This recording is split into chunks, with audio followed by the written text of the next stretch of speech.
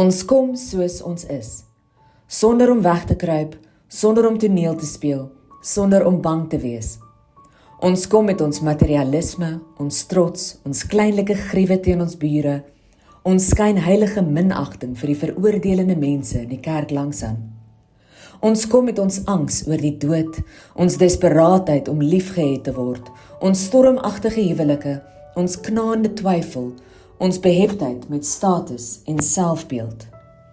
Ons kom met ons verslawings aan middels, aan werk, aan bevestiging, aan besittings, aan beheer, aan kos. Ons kom met ons verskille, polities, teologies, rassig of sosio-ekonomies. Ons kom op soek na heiligdom en rus, 'n veilige plek om ons maskers af te gooi en uit te asem. Ons kom om ons vuil wasgoed lig te gee vir God en almal anders, want as ons dit saam kan doen, hoef ons nie langer bang te wees nie.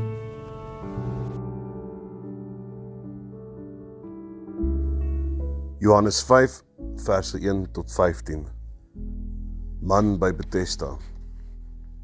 Na hierdie dinge was daar 'n fees van die Jode, en Jesus het opgegaan na Jerusalem. En daar is in Jerusalem by die skaappoort 'n bad met 5 pilaargange, in Hebreëus Bethesda genoem. Hierin het 'n groot menigte siekes gelê, blindes, krepeles, lammes, wat gewag het op die roering van die water. Want 'n engel het van tyd tot tyd in die bad neergedaal en die water geroer.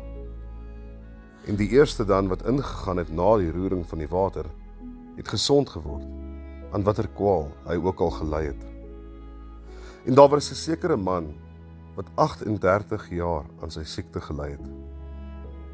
Toe Jesus hom sien lê, en weet dat hy al lank siek was, sê hy vir hom, wil jy gesond word? Die sieke antwoord hom, Here, ek het niemand om my in die bad te sit, as die water geroer word nie. En onderwyl ek kom, gaan 'n ander een voor my in. Jesus sê vir hom, staan op, neem jou bed op en loop.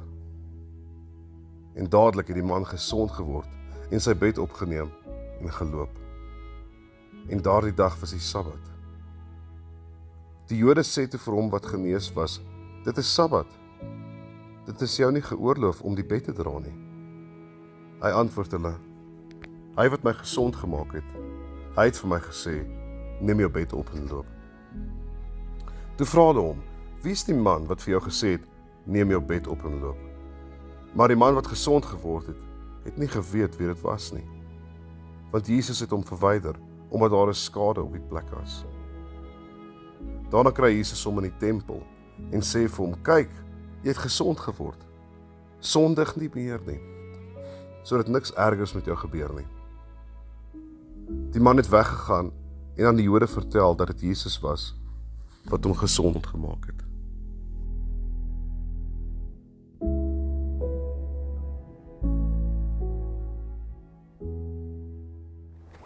Goeiemôre, baie welkom en welkom in my kathedraal.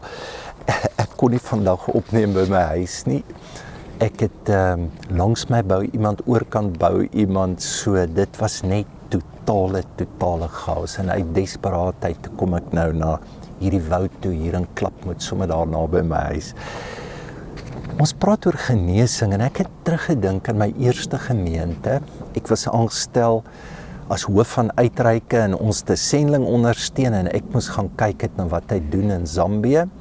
Daar kom, lang storie, eerste diens omtrent 40.000 mense en na die preek word gevra wie van julle wil hemel toe gaan. Al 40.000 wil. En na die gebed word hulle geluk gewens, julle gaan hemel toe. En toe die tweede vraag, wie van julle is siek? Het was almal. En hy bid vir hulle en hy verklaar almal gesond. Ek onthou die spanning as 'n jong man in my 20's. Ek het nie baie geweet van teologie nie. Ek het geweet dat die Bybel sê dat op siekes moet julle die hande lê en hulle sal gesond word. Ek het gelewe min of meer in daai spanning. ek twyfel geensins aan die integriteit van die evangelis of apostel soos wat hy genoem is, wat seker binne sy verstaan ook net probeer doen wat hy moet doen, maar wat my laat vroeg het, baie meer as die teologie, was die mense in die absolute desperaatheid, dat hulle sal ja sê vir enige iets, net om iets te kry, en daai lewe, en dan om jou lewe te sit in 'n geloofsgeneesheer, wat 'n titel het, en wat 'n gawe het word oor en oor genoem, en dan gelos word, en jy's nog siek. Het was vir my ongelooflik wreed. Frida het 'n mooi naam gegee vir hierdie instink, fixing. So, sê net hierdie goed en jy's in die hemel. Deur die regte woorde te gebruik, deur die regte persoon, deur die regte gebede, kry jy 'n Aladdin God. Jy hoef net die lampie te vryf en die magic is daar. Is nie 'n kerklike ding nie. Is sosiaal ook. Ons lewe in 'n tydperk van optimalisering, wellness, doen net dit. Is 'n vorm, 'n vermomde vorm van beheer. So great, Jesus gee vir ons 'n venster, as hy die model van genesing is. Ek bedoel, jy moet dit sien. So vandag se storie, Johannes 5, ou lê vir 38 jaar by 'n bad, hy kry nie iemand wat hom kan help nie, en dan kom Jesus en hy maak hom gesond. Net 'n paar goed, die gedeelte begin, daar was 'n menigte, hoekom maak Jesus net een gesond? 2, daar's plekke wat hy nie wonderwerke kon doen. Matteus 13 vers 58 sê hy kon nie wonderwerke doen in Kapernaum nie. Op 'n ander plek staan en hy bid vir iemand en dit was 'n blinde ou en toe hy sien toe lyk die mense soos bome, is Markus 8 vers 2. Hoekom het hy dan 2 keer bid? Werk die eerste gebed nie. En dan en hy teruggetrek in die skare en hy het in die woestyn gaan bid, Lukas 5 vers 16. Dit lyk of hy wegbeweeg van mense se genesingsverwagtings.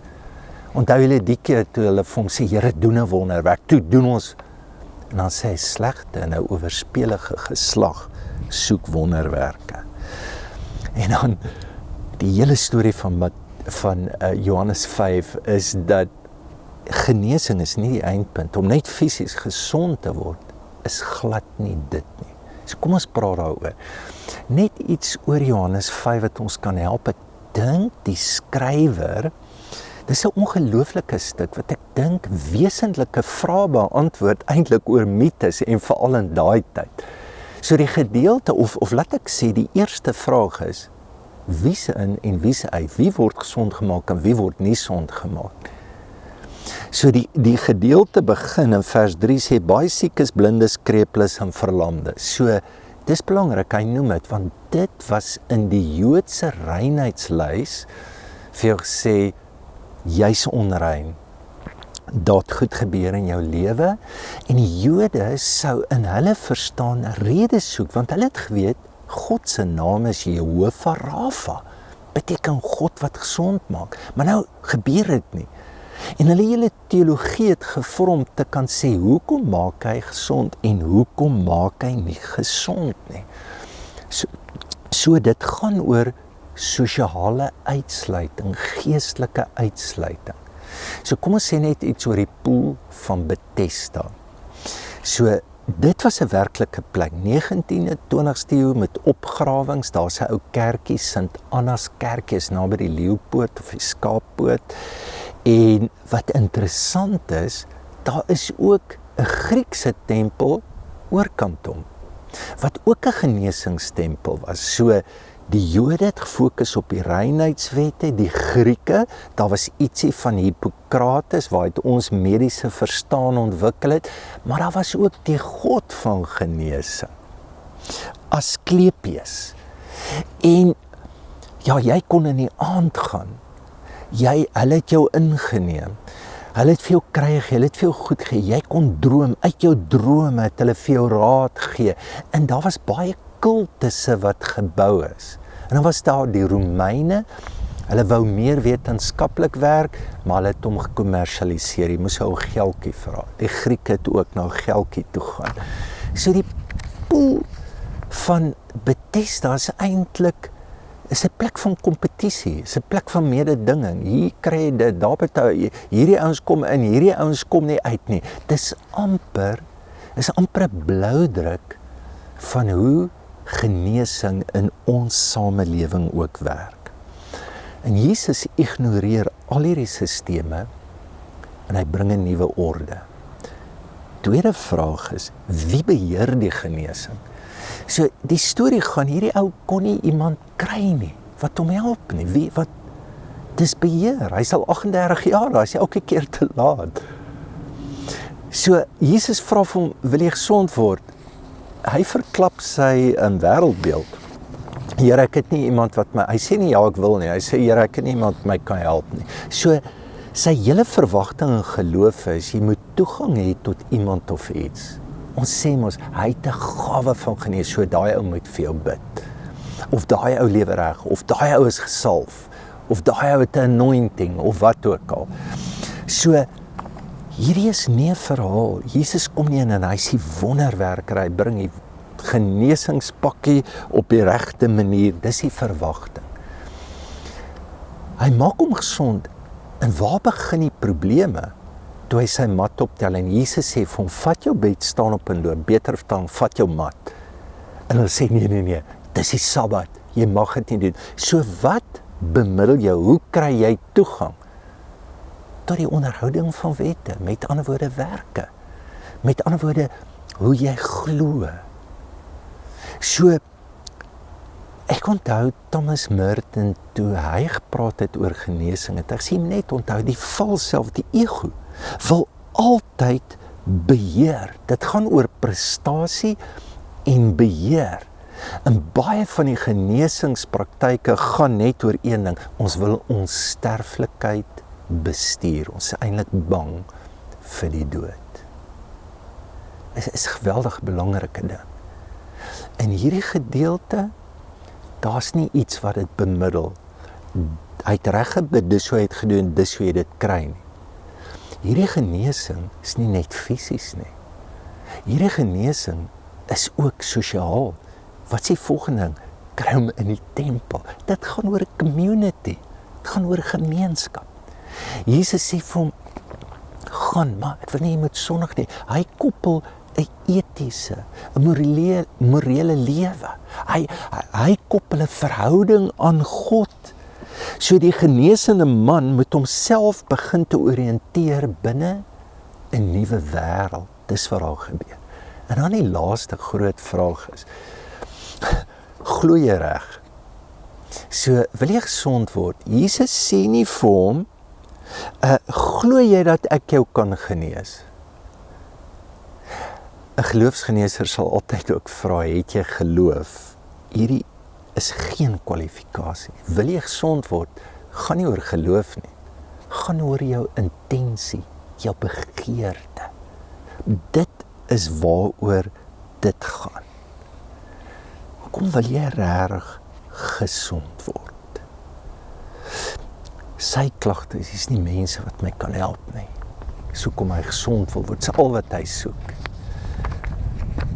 Is miskien nie wat hy nodig het nie. En dan maak Jesus hom gesond, maar Johannes wil hê jy moet weet, die man wat genees is, het nie geweet dat dit hy was nie. Vers 13. Geen geloofsbelijdenis nie, geen gebed nie, dis nie 'n Bartimeus wat uitroep, daar's nie 'n roepe nie, daar's nie 'n versoek nie, dis net God se genade wat iemand ontmoet. Dis nie hierdie ruilhandel geloof. Dis die regte ou wat gebid het, was die regte manier van glo.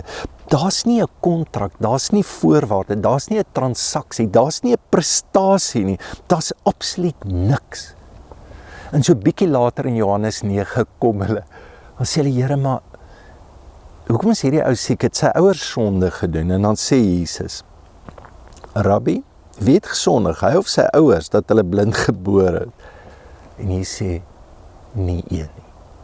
So geloof is regtig nie die voorwaarde, en genade is nie die reaksie op ons geloof nie, dit gaan ons geloof vooraf. En Lukas 13 is net so mooi, veral Jesus maak 'n vrou gesond en hy sê vir 'n dogter van Abraham. Dit is eintlik 'n ander manier om te sê 'n beminde. Sy word nie die dogter van Abraham en toe word sy gesond nie. Ek hoef nie die Here aan te neem en nou sê ek reg, nou kwalifiseer ek vir genesing. Dis soewereine genade. Mooi is hierdie voëls wat dit beamoen hier by my. Thomas Mertens sê, moenie die hande van die Here soek nie, soek sy aangesig. Henry Nouwen sê dit net anders verwoord. Hy sê die grootste wonderwerk is nie die verandering in jou omstandighede nie, maar dis die ontwaking van God se teenwoordigheid binne jou lewe. Jy het net 'n liggaam ontvang, jy besit hom nie. En daarom sê Paulus, maar weet jy nie dat jy 'n tempel is nie. En siekte is nie 'n mislukte selfbestuur, en ek praat nie van 'n onverantwoordelike roekeloosheid teen jou liggaam nie, dan is jy net dom. Jy's net 'n mens en jy's stof. Stanley Hoyer was in sy boek Naming the Silence, sê dit so my. Hy sê, we do not have bodies, we are bodies. And bodies break, not because something went wrong, but because we are finite, and finitude is not the enemy of grace. God se seun lê in 'n liggaam. Sy liggaam word gebreek, sy liggaam gaan dood, maar sy liggaam word opgewek, en binne dit word ons lyding geheilig. Mag daar genade vir jou wees as jy swaar dra en as jy siek is vandag, en mag die genade van God jou omhels. Kom ons bid saam. Here, dankie dat U Jehovah Rafa is, die God wat gesond maak. Wil U gesond maak, daar waar nood is. Amen. Dankie vir die saamwees, altyd lekker om saam te kuier, en dankie ook vir julle ondersteuning. Daar's 'n SnapScan tekentjie waardeur jy kan gee, en dan kom kuier as jy nog nie by Heilsaam was nie, elke Sondagoggend 10:00. Geniet die dag.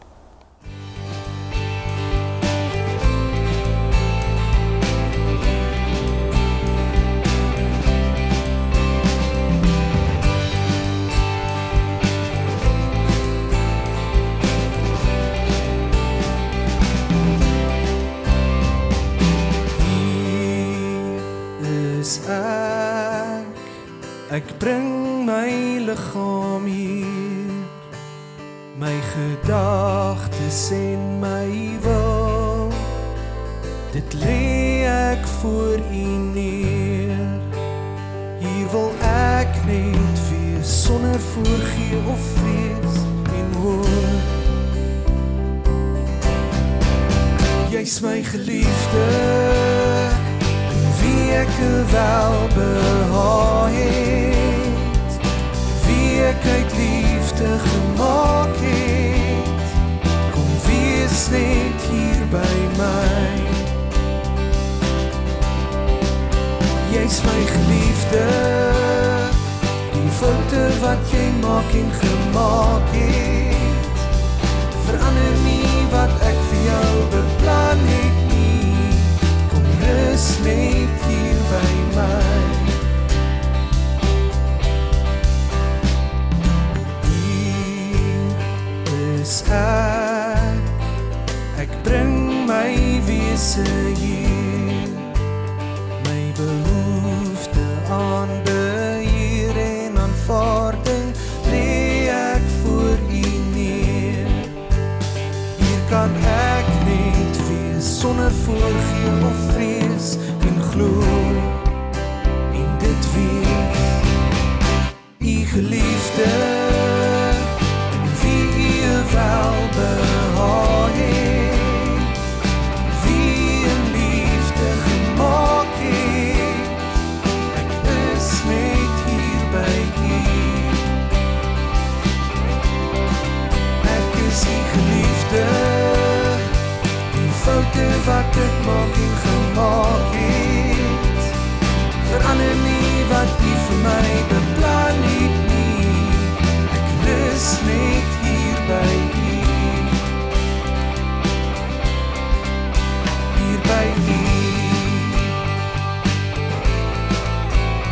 by